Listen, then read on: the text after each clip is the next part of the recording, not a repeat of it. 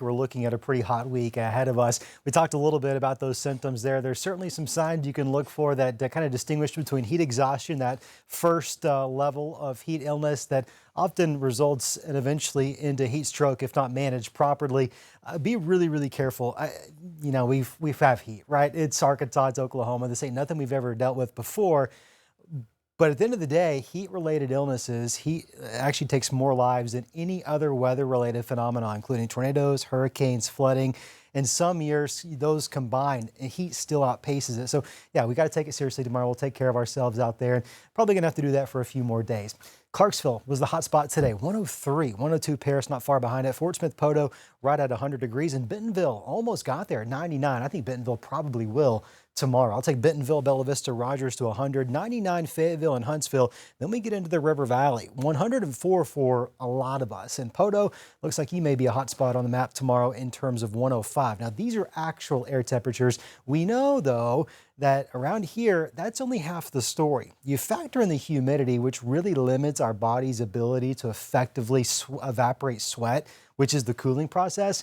Then we start to get into trouble. We got this extreme heat warning in the River Valley, heat advisory in Orange, Northwest Arkansas, and Scott County. These used to be called excessive heat watches, excessive heat warnings. They changed the name a couple of years ago. I personally try to recommend just don't get too caught up in what label each of them is, what color it is. The impacts are the same no matter if we're pink or orange, watch, warning.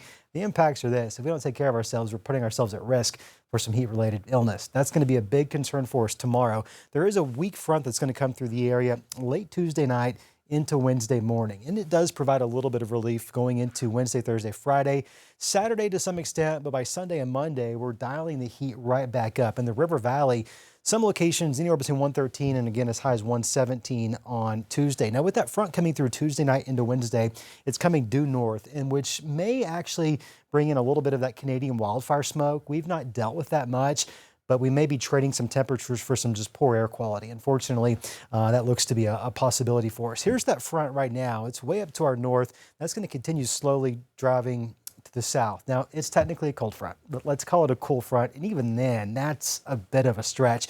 It'll knock our temperatures back a bit, and it also helps to shove this ridge of high pressure back off towards the west, which does provide that little bit of a relief. Maybe we can get some thunderstorms to roll through from that northwesterly flow Friday night into Saturday. That's a possibility for us. But going into Sunday and Monday, that ridge of high pressure starts to resettle itself right on top of us here locally, and that sends our temperatures rising once more. So when you look at the 10-day forecast, tomorrow, the hottest day of the summer so far, certainly this week.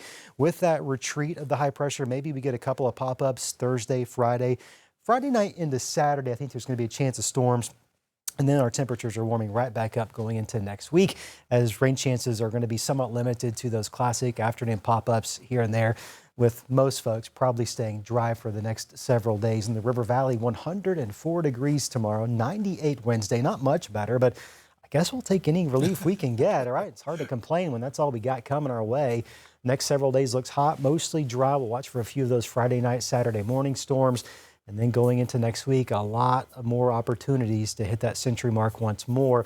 In the River Valley, we average hitting 100 plus 7 times a year. In Northwest Arkansas, we average hitting it once per summer. Yeah. It looks like with the forecast, at least over the next 10 days, we may be a little above average when it's all said and done.